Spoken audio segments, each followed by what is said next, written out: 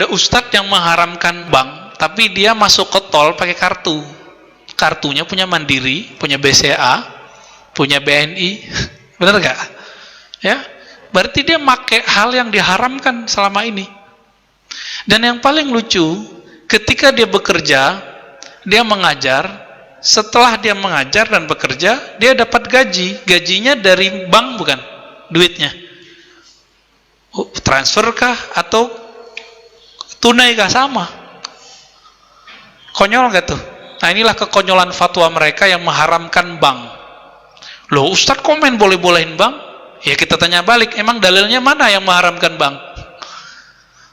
Ya, mana? Coba satu aja dalil yang mengharamkan bank di Quran. Ketemu nggak? Kasih sini. Oh, ditunjukin. Ahallallahul bai'a wa harramar riba. Allah halalkan bai, transaksi, dan haramkan riba. Itu yang diharamkan riba, bukan bank. Oh, berarti dia salah paham. Dikira bank itu pasti riba. Dikira ayat itu berbicara bank. Dia lupa bahwa ketika saya mengatakan riba, di situ adalah bank. Itu namanya penafsiran atau ijtihad. Bisa salah nggak? Bisa salah nggak? Bisa. Bahkan wajib salah, Pak. Saya udah cerita sebelumnya bahwa ulama Darul Ifta di Mesir tahun 82-83 mengharamkan bank. Berarti produk bank haram semua. Kredit rumah haram, kredit mobil haram. Tuh, makan haram tuh kalian ya. Gimana Pak? Mau? Bapak jujur aja, pernah ngeredit rumah kan? Ngeredit mobil? Motor? Tuh, yang paling sederhana motor Pak ya. Padahal murah, ada duit tunai, nggak mau. Maunya tetap ngeredit. Tuh, nggak tahu tuh cara mikirnya gimana tuh. Apa yang masalah ini? Ternyata sebelum tahun 90, Syekh Tontowi dan beberapa syekh-syekh yang lain yang mereka mufti-mufti di Mesir itu membolehkan produk-produk bank. Ramailah di zaman itu. Terjadilah pergolakan. Saya masih ingat di awal tahun 2000-an ya, terjadi perdebatan panjang di Indonesia ketika sosialisasi tentang bank syariah 2003 lah, 2002-2003. Karena bank itu difatwakan haram di Indonesia tahun 2003, Pak. Telat nggak? Ya, coba diingat-ingat nih. Mesir mengharamkan bank 82 atau 83. Kita ambil aja 83, oke? Indonesia baru mengharamkan bank 2003, oke. Apa yang mengejutkan, di tahun 2003 itu Mesir sudah merevisi fatwanya. Kira-kira gimana Pak? Apa yang direvisi? Yang tadinya bank baik konvensional ataupun syariah sama mereka. Yang tadinya dianggap haram, sama dengan riba, itu dia dibatalkan. Bahwa bank bukanlah riba. Mengagetkan nggak Pak? Gimana? Ayo gimana?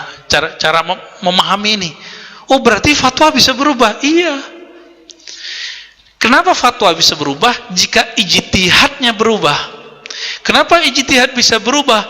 Jika perangkatnya, lalu kondisinya, kondisi sosialnya, persoalannya berubah. Namanya mungkin bisa sama-sama. Dalilnya mungkin bertambah. Berubah semua. Ternyata dulu pakai hadis dhaif mengharamkan bank. Kullu qardin, ya. Semua pinjaman, ya, yang kemudian mendatangkan manfaat, fahuwa riba, ya.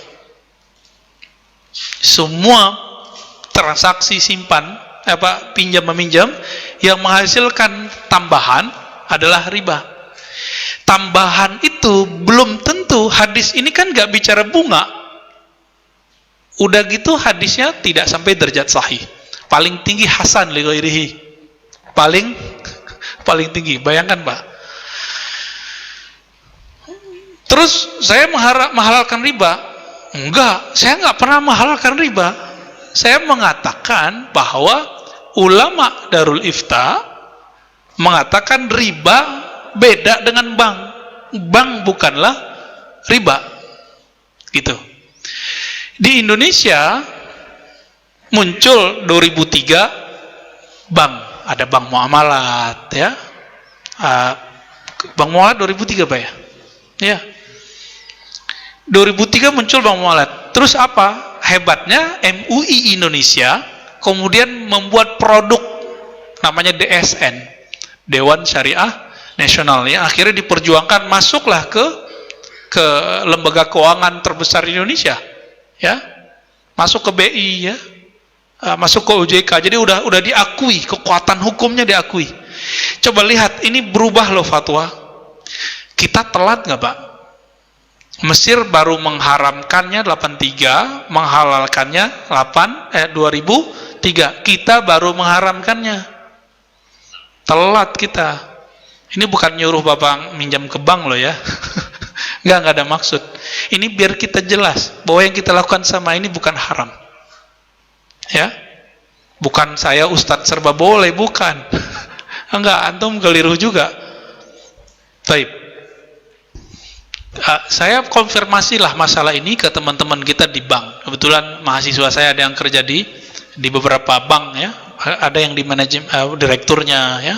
Direktur bagian apa gitu ya. Ada yang di bagian stafnya. Bahkan ada direktur BNI Syariah yang bagian timur ya, itu sahabat kita, jamaah istrinya, jamaah saya juga. Ya saya tanya-tanya juga beberapa hal. Ya. Dalam hal ini Bapak Saudara makan Allah, ijtihad bisa berubah, fatwa bisa berubah. Kenapa? Karena beda zaman, beda masa, beda dalil yang diperoleh, beda pandangan yang didapat. Gitu. Terus apalagi nih? Nah, di kalangan Salafi yang mending nambah haram, riba. Siapa yang makan bunga bank, riba. Siapa yang ngeredit semacam riba. Ya kita sih nggak ngelarang, cuma jangan ngelarang kita. Kita punya fatwa sendiri soalnya, ya. Kita punya ulama yang membolehkannya. Gitu. Jadi kita hormati fatwa mereka, nggak masalah. Silakan antum haramkan bank, antum haramkan GoPay, haramkan saja OVO, haramkan saja Bitcoin, haramkan saja semua uang-uang elektronik, ya. Tapi jangan larang kita punya fatwa sendiri. Loh kenapa begitu? Halalkan jelas, haramkan jelas. Itu yang tertulis di Quran dan Sunnah.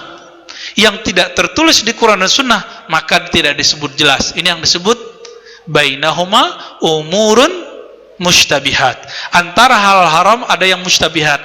La ya'lamuhunna katsirun minan nas. Tidak diketahui hukumnya oleh kebanyakan manusia. Begitu riwayat Imam Bukhari dari Nabi sallallahu alaihi wasallam. Kalau dibalik bagaimana? Diketahui hukum detailnya oleh sedikit manusia. Maka Salaifal Darul Ifta itu revisi Pak. Mereka merujuk fatwanya. Masa kita masih jalan di tempat?